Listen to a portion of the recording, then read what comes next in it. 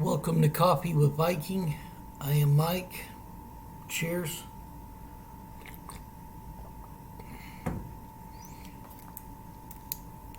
In today's devotion, Enduring Wealth.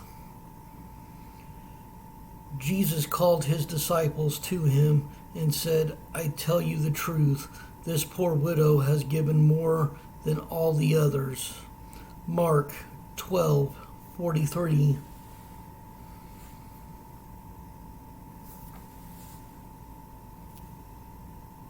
Jesus sees what others overlook.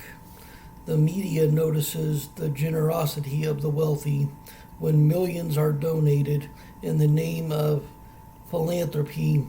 The reports fill the papers, news programs, and blogs.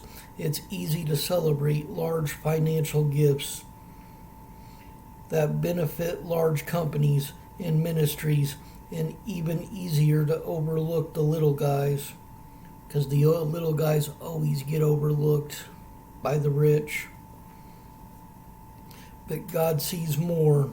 When a poor widow offers 2 small copper coins, Jesus calls his disciples over and points out what others missed: the offering of everything. Mark 12:44.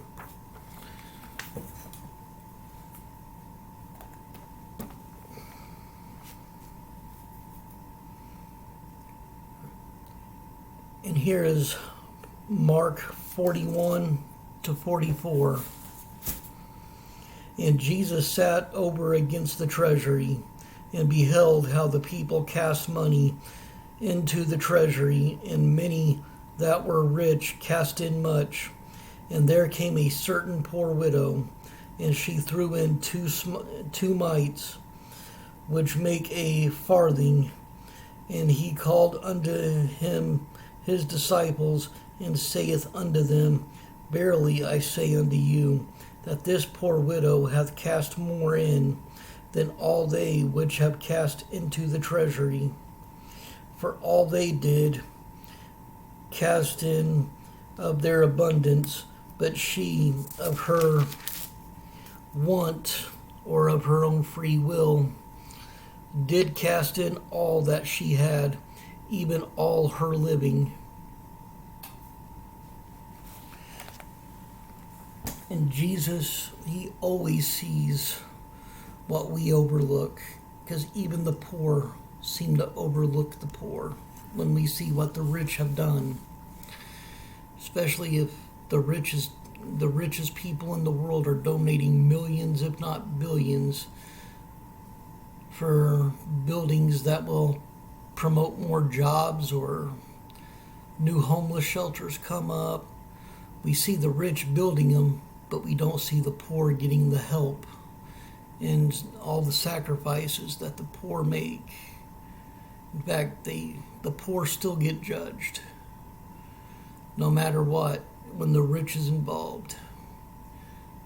And I think it's part of our nature that we need to overlook, that we need to fight against, because we're all guilty. Even I have been guilty, and still to this day have moments of guilt when I overlook the poor because of what a wealthy person did. I think it's something we all need to work on.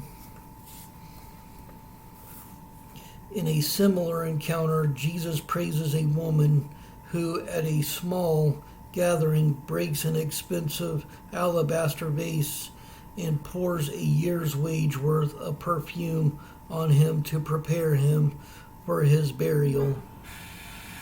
Mark 14:3.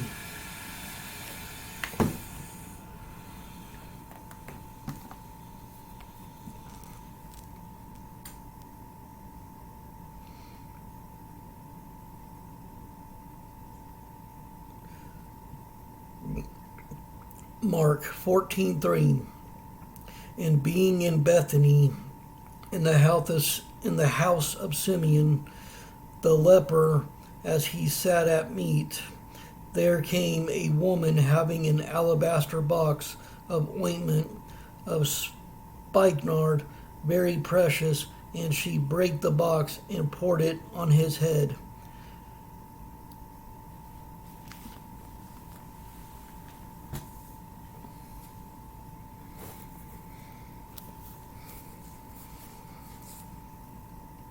Both of these women thought large Both of these women, though largely overlooked by their cultures, offered everything. When the unrecognized do something extravagant from the heart, Jesus points it out, and he still does to this day, and he will on the day of judgment as well. He sees the significant in culturally insignificant people, the same religious leaders who shamelessly cheated widows out of their property should have noticed the extravagant gift this widow made, but they did not.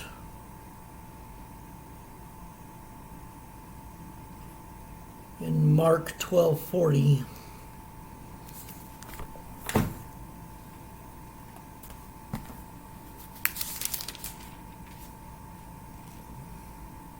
Mark 12:40, which devour widows' houses, and for a pretense make long prayers, these shall receive greater damnation. And these are the words of Christ.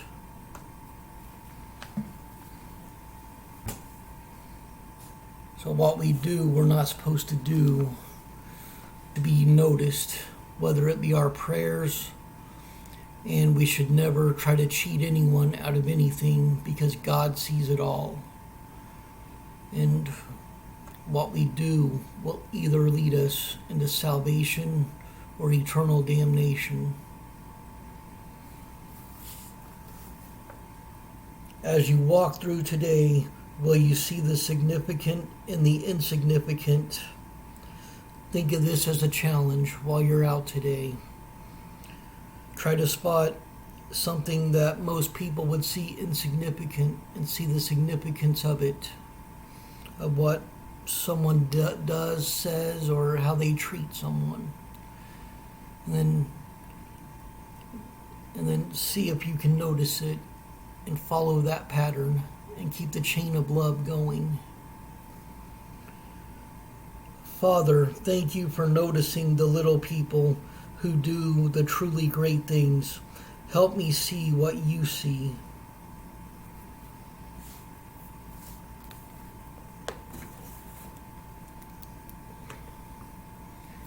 Stay blessed. Stay caffeinated.